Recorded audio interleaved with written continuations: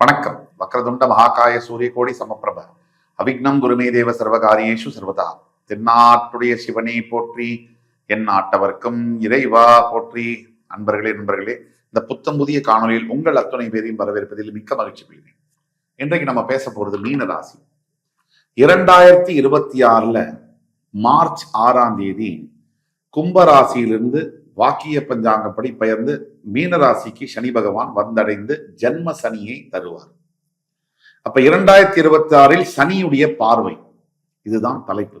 அதாவது தலைப்புன்னா மீனராசிக்கு 2026 என்ன நடக்கும், சனியுடைய ஆதிக்கம் மீனராசியின் மீது விழுகிறது. அதாவது மீனராசிக்கும் சனிக்கும் என்ன தொடர்பு? நிறைய தொடர்பு இருக்கு. மோட்சத்தை கொடுக்கக்கூடியவர் கேது அப்படின்னா, சனி ஆன்மீகத்தை கொடுக்கக்கூடியவர். ராகு பகவான் உச்சபட்ச டிட்டாச்மெண்டை தரக்கூடியவர். இந்த உலகத்தில் இருக்கிற அத்தனையும் அனுபவிக்க வேண்டும் என்று சொல்லக்கூடியவரும் ராகுதான். அதே ராகுதான் இந்த உலகத்துல எதுவுமே எனக்கு வேண்டாம், கோமணம் கூட எனக்கு வேண்டாம் அப்படின்னு சொல் வைப்பதும் ராகுவே. இந்த சனியுடைய ஹைபிரிட் வெர்ஷன் தான் ராகு. ஆனால் சனியுடைய தாக்கம் ஜென்ம சனியாக வரும்போது மீனத்திற்கு 2026 சனி ஒரு பார்வை. மீனராசியை பொறுத்த வரைக்கும் வாழ்க்கையில பிரச்சனை அப்படிங்கிறது புதுசு. பிறந்த அன்னிலேருந்து சின்ன குழந்தையா இருக்கும் போதுலேருந்து பல பிரச்சனைகள், ஏக்கங்கள். இதை வாங்கணும், இதை செய்யணும், அதை பண்ணணும். இதுல 100 ஐட்டம் அந்த லிஸ்ட்ல இருக்குன்னு சொன்னா அதுல 50லேருந்து 60 கூட நிறைவேறல. அதாவது ஒரு காலகட்டத்துக்கு பிறகு, எஸ்பெஷலி திருமணம் ஆனதற்கு பிறகுதான் மீனராசி என்பவர்களுக்கு ஒரு அற்புதமான வாழ்க்கை என்பது அமைகிறது. இதுலயும் அவங்களுக்கு கன்ஃபியூஷன் இருக்கு. திருமணத்துக்கு அப்புறம் தானே எனக்கு பிரச்சனையே அப்படின்னு கேட்பாங்க. உண்மையில சொல்ல போனா உங்களுடைய திருமணத்திற்கு முன்னாடி இருந்த வாழ்க்கையில நீங்க ஒண்ணுமே இல்லை. நீங்க திருமணத்திற்கு அப்புறம் தான் ஒரு மனிதனாக, ஒரு மிகப்பெரிய தலைவனாக உருவெடுத்திருக்கீங்க. இதுதான் சத்தியம். 2026 மார்ச் 6 சனி பயிற்சியான பிறகு சனி பகவானுக்கு எப்பவுமே 3, 7, 10 பார்வைகள் உண்டு. சனி பார்க்கின்ற பார்வைக்கும் பலம் உண்டு, சனி இருக்கின்ற வீட்டிற்கும் பலம் உண்டு. சனி உங்க ராசியின் மேல் விழுந்தவுடன் முதல்ல மனம் செயலிழந்து போகும், புத்தி செயலிழந்து போகும். இதுதான் உண்மை. இதை எப்படி சரி செய்யறது, இதை எப்படி அணுகிறது, அதை பத்தி கண்டிப்பா பேசுவோம் விரிவா. ஆனா ஒட்டு மொத்தத்துல சனி பகவானை பொறுத்த வரைக்கும் முதல்ல உங்களுக்கு செய்யக்கூடியது என்ன அப்படின்னா, சுயத்தை மறக்க வைப்பார். உங்களுடைய சிந்தனைகள், உங்களுடைய பேச்சுக்கள், உங்களுடைய செயல்கள்ல தடைகளும் தாமதங்களும் தவறுகளும் இருக்கும். இது தவறு இருக்கு அப்படின்னு நீங்க புரிஞ்சுக்கணும். அதான் முதல் படி. தவறே இல்லை அப்பெல்லாம் இல்லைன்னா சனி உங்களுக்கு எக்ஸ்ட்ரா டைம்ல ஒர்க் பண்றாருன்னு அர்த்தம். நம்பர் 1. 2, சனியுடைய 3ஆம் பார்வை என்பது உங்களுடைய ரிஷப ராசியின் மீது விழுகிறது. இந்த 3ஆம் பார்வையை பார்க்கக்கூடிய சனியினால் கல்வி படிக்கக்கூடிய மாணவ மாணவியர்களுக்கு போக்கஸ் டைவர்ட் ஆகும். இது நாள் வரைக்கும் நல்ல கவனம் பண்ணி படிச்சுட்டு இருந்த ஒரு பசங்க, பையனோ பொண்ணோ மீனராசியில இருக்காங்க, சற்று தடுமாறுவாங்க.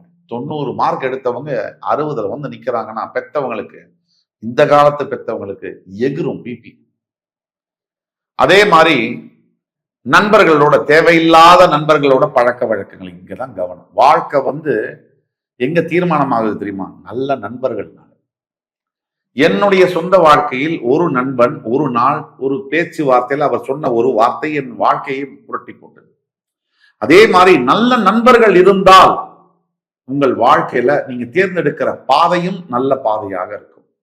உங்களுடைய எதிர்காலமும் நல்லதா இருக்கும்.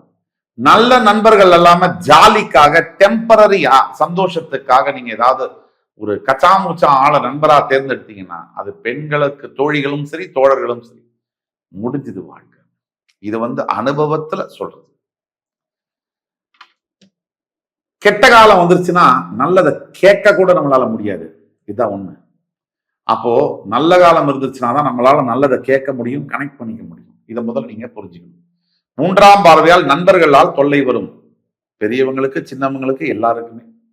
பெரியவங்களை பொறுத்த வரைக்கும் ஜென்ம சனியில நண்பர்களால் என்ன தொல்லை வரும்?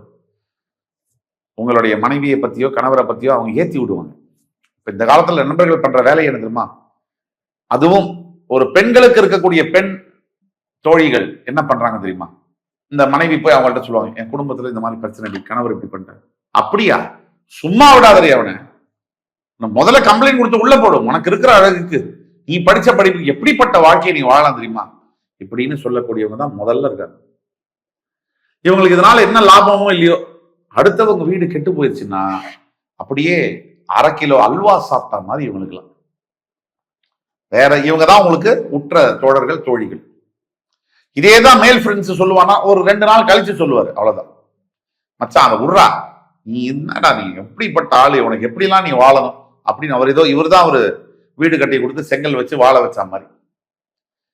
உண்மையான நண்பர்களாக இருந்தால், குடும்பத்தில் இருக்கக்கூடிய பிரச்சனைகளை நீங்கள் பகிர்ந்தால் ஃபர்ஸ்ட் அவங்க வார்த்தை என்ன தெரியுமா வரும்?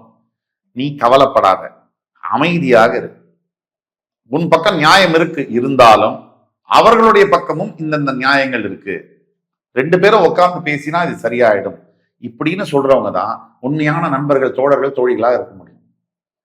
ஏத்தி விடுறவங்க எப்படி உண்மையான ஃப்ரெண்ட்ஸா இருக்க முடியும் கேட்டா, என்னோட ஃப்ரெண்டு மண்ணாங்கட்டி. ஃப்ரெண்ட்ஷிப்பை விட கணவன் மனைவி உறவு தான் பெருசு. ஃப்ரெண்ட்ஷிப் பெருசுதான், அது எந்த நிலையில் அப்படிங்கறத பொறுத்து இருக்கு. கணவன் மனைவி உறவு என்பது சாகர வரைக்கும் வரக்கூடிய உறவு. எந்த ஃப்ரெண்டாவது சாகர வரைக்கும் வருவாங்களா? குறிப்பிட்ட சில பேர் வருவாங்க. செத்தா வரைன்னு சொல்ற ஃப்ரெண்ட்ஸ் அதிகமா இருக்காங்க இன்னைக்கு காலகட்டத்தில். அதனால அது ஒண்ணு. இந்த 3ஆம் பார்வையினால ஃப்ரெண்ட்ஸ் கிட்ட ஜாகிரதையா இருக்கணும் மீனராசி அன்பர்கள். அடுத்தது 3ஆம் பார்வையால பார்ட்னர்ஷிப் கம்பெனில நீங்க பார்ட்னரா இருக்கீங்கன்னா, திஸ் இஸ் த டைம் உங்களுக்கு ரொம்ப நீங்க கவனமாக இருக்க வேண்டியது. அடுத்தது சனியுடைய 7ஆம் பார்வை. சனியுடைய 7ஆம் பார்வை என்பது ராசியின் 7ஆம் இடத்தில் விழும்போது, சும்மாவே இருக்கக்கூடிய கணவன் மனைவி பிரச்சனை என்பது ஜோதி ஸ்வரூபமாக திருவண்ணாமலை ஜோதி மாதிரி எரியும்.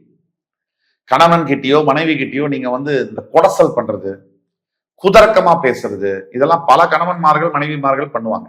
அதுலயும் இந்த மனைவிமார்கள் இருக்காங்களே, நான் பெண்களுக்கு எதிரோ மனைவிக்கு எதிரோ சொல்ல, கொடைஞ்சு எடுத்துருவாங்க அப்படியே ட்ரில் ஹோல்ஸ் போட்டு.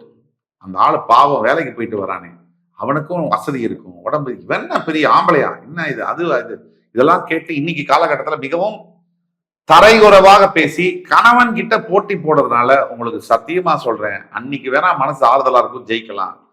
லாங் டேர்ம்ல உங்க வாழ்க்கை வேஸ்டா தான் ஆகுது. நான் பாக்குறேன் பல பேர். இதேதான் கணவன்மார்களுக்கும் மனைவியை ஏமாத்துறதும், அவங்கள பொய் சொல்றதும், அவங்கள கண்ணாப்பினான் கெட்ட வார்த்தையில திட்டுறதும் அடிக்கிறதும் நல்லதே இல்லை. அவங்க பேசுறது பிடிக்கலையா, சட்டையை மட்டும் வெளியே கிளம்பிடுங்க.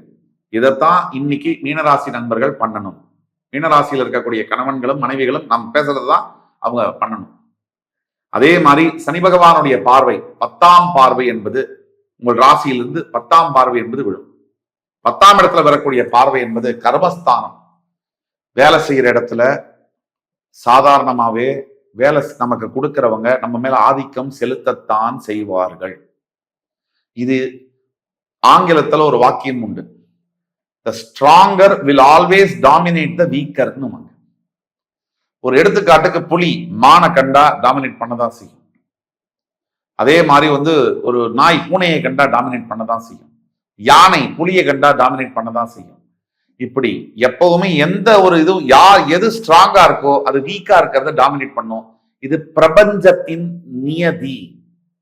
இதுல குறை கூறுவதற்கு ஒன்றுமே இல்லை.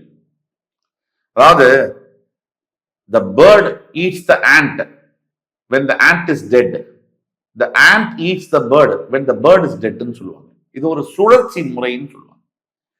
அதாவது பறவை பூச்சியை சாப்பிடுது, பறவை இறந்த பிறகு பூச்சி பறவையை சாப்பிடுது. இதுதான் இயற்கையுடைய சட்டம், நியதி. இதுல குறை கூறுவதற்கு, நல்லது கெட்டது கூற முடியாது. அப்படித்தான் வேலை செய்யற இடத்துல நம்மளை அவமானமா பார்க்கறதும் அசிங்கமா பேசுறதும் நடக்கத்தான் செய்து எல்லா இடங்களையும் நடக்குது. இது ஒரு ஆபீஸ் நம்ம கூலி தொழில் பண்றோம் அப்படி எல்லாம் கிடையாது. அதுல இருந்து வெளில வந்துடும். மிகப்பெரிய நிறுவனங்களில் மிக பெரும் பதவிகளில் இருக்கக்கூடியவர்களுக்கு உங்களை விட 10 மடங்கு அவமானம் அசிங்கம் நடக்குது, வெளியில தெரியல. நீங்க தெருவில் அவர் பேசுறாரு, மற்றவங்க எல்லாம் கேட்கறாங்க. ஒரு ஆபீஸ் ரூம்ல கூப்பிட்டு ஒரு ஜெனரல் மேனேஜரை, அவருடைய வைஸ் பிரசிடென்ட் கிழியுது. இங்க வெளியில தொழிலாளி ஒரு மளிகை கடையில வேலை செய்யறவரை முதலாளி பேசுறதை விட 10 மடங்கு பேசுறாரு, வெளியில தெரியல. அந்த அவமானத்தெல்லாம் தாங்கிட்டு தான் அந்த ஒயிட் காலர் ஜாபா அவங்க பண்றாங்க. ஆக அந்தந்த அளவிற்கேற்ப அவமானங்கள் இருக்கு ஒண்ணு. அதனால வேலை செய்யற இடத்துல இருக்கிற வேலைய தக்க வச்சுக்க பார்க்கணும். மீனராசி அன்பர்கள் அடுத்த 2 வருஷம் இருக்கிற வேலையில சர்வை பண்ணிக்கணும். புதுசா யாராவது ஆஃபர் கொடுத்தாலும் தயவு செய்து சுவிட்ச் ஓவர் பண்ணாதீங்க. அதற்குண்டான காலங்கள் வரும், அப்ப நம்ம பேசலாம். இது 3 மீனராசி நேயர்கள் 2026 சனி பார்வையில் கடைபிடிக்க வேண்டிய விஷயம். சனி வந்துட்டாரு, இனிமே கெட்டதுதான், லைஃப்ல எல்லாமே தப்பு தான் அப்படின்னு நினைக்க வேண்டிய அவசியம் இல்லை. எப்பப்ப துக்கங்கள் வருதோ, எப்பப்ப கஷ்டங்கள் வருதோ, எப்பப்ப அநியாயம் நடக்குதோ அங்கெல்லாம் ஆண்டவனும் வருவார் காப்பாற்றுறதுக்கு. அப்படிதான் குரு பயிற்சி என்பது ஜூன் 2ஆம் தேதி நடந்து குரு பார்வை உங்களுக்கு ராசிக்கு கிடைக்கிறது. அதுவரை பொறுக்க வேண்டும். பொறுத்தார் பூமி ஆழ்வார்னு சும்மாலாம் சொல்லிட்டு போல, வாழ்ந்து பார்த்து தோத்து ஜெயிச்சு சொல்லுது. ஆக மீனராசிக்கு கண்டிப்பாக டெஃபினட்டாக சக்சஸ் என்பது உண்டு. அதுல டவுட்டே வேண்டியதில்லை. வெற்றி உங்களுக்கு நாளை நமதே என்று கூறி இந்த எபிசோட முடிச்சுக்கிறோம். அடுத்து வரும் சந்தர்ப்பத்தில் வேறொரு நிகழ்ச்சியில் உங்களை மறுபடி சந்திக்கும் வரை உங்களிடமிருந்து விடைபெறுவது உங்கள் சுபாஷ் பாலகிருஷ்ணன். நன்றி, வணக்கம், வாழ்க வளமுடன்.